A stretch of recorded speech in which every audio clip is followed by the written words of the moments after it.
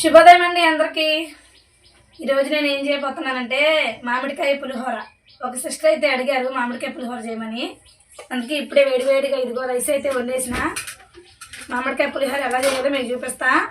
దానికంటే ముందు ఈరోజు పుట్టినరోజు జరుపుకుంటున్న అల్లుడు ఫిలిప్కు జన్మదిన శుభాకాంక్షలు.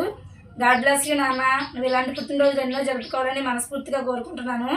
నా యూట్యూబ్ ఫ్యామిలీ, నా సబ్స్క్రైబర్స్ అందరూ ఫిలిప్కి బ్లెస్సింగ్ చేయండి. ఫిలిప్ని ఇంకా పులిహోరలోకి వెళ్ళిపోతే అది చిన్న రసంకాయ అనమాట. నేను మిడిల్ సైజు తీసుకున్నా, మీరు పులుపుని బట్టి తీసుకోవచ్చు. మొత్తం ఫీల్ చేసుకొని సన్నగా తురుముకోవాలన్నమాట. అట్లా అదిగోండి, అట్లా సన్నగా తురుపుకొని మామిడికాయ పులిహోర అసలు ఎమ్మ ఉంటుంది ఫ్రెండ్స్. బయట అయితే మాకు ఉదయాన్నే ఇప్పుడు వర్షం పడుతుంది, వేడివేడిగా నేను రైస్ వండేసేసి పులిహోర అయితే చేస్తున్నా. అది తురుముకొని పక్కన పెట్టుకోవాలి.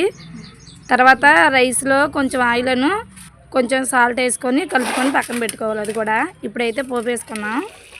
పచ్చిమిరపకాయలు, ఎండుమిరపకాయలు, ఎందుకంటే దేని టేస్ట్ దాందే, అందుకే రెండే వేస్తాను నేను.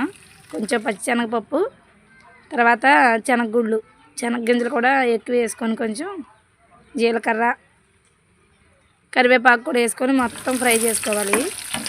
ఈరోజు అంటే పొద్దున్నే మొదలేసింది వర్షం, పడతానే ఉంది ఫ్రెండ్స్. మరి మీ సైడ్ ఎలా ఉంది, వర్షమా ఎండనా? కరివేపాకు కూడా వేసుకొని ఇప్పుడు మొత్తం ఒకసారి కలుపుకొని మనం ముందుగా తురుముకున్న మామిడికాయ తురుము కూడా వేసేసుకొని సరిపడా పసుపు వేసుకొని మొత్తం ఒకసారి కలుపుకోవాలి. మిక్స్ చేసిన తర్వాత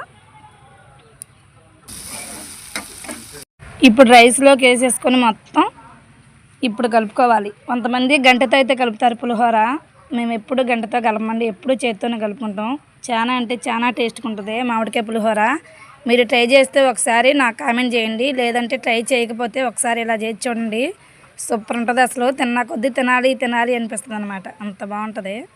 ఇప్పుడైతే టేస్ట్ చెప్తాను మీకు.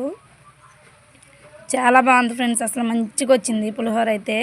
మీలో ఎంతమందికి పులిహోరలో ఎండుమిరపకాయ ఇట్లా కొరుక్కొని తినడం ఇష్టమో కామెంట్ బాక్స్లో కామెంట్ చేయండి. పచ్చిమిరపకాయ అయినా ఎండుమిరపకాయ అయినా వేరే లెవెల్ ఉంటుంది. పులిహోర నచ్చితే లైక్ అండ్ సబ్స్క్రైబ్ ఫ్రెండ్స్, మర్చిపోకండి.